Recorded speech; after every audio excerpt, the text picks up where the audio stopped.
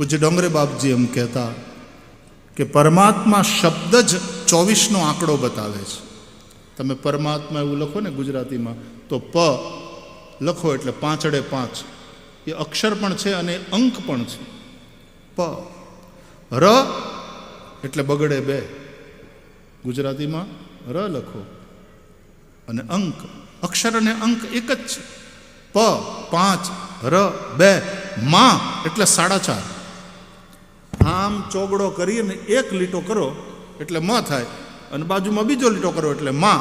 એ જૂના દેશી નામાની પદ્ધતિ પ્રમાણે 4 એક લીટો કરો એટલે 4.25, વાહે બીજો લીટો કરો એની બાજુમાં એટલે 4.5, એટલે મા એટલે 4.5.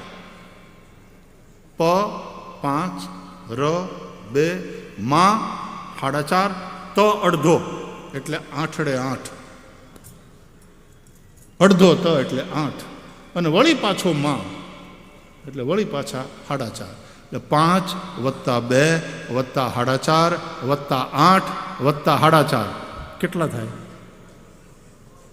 24.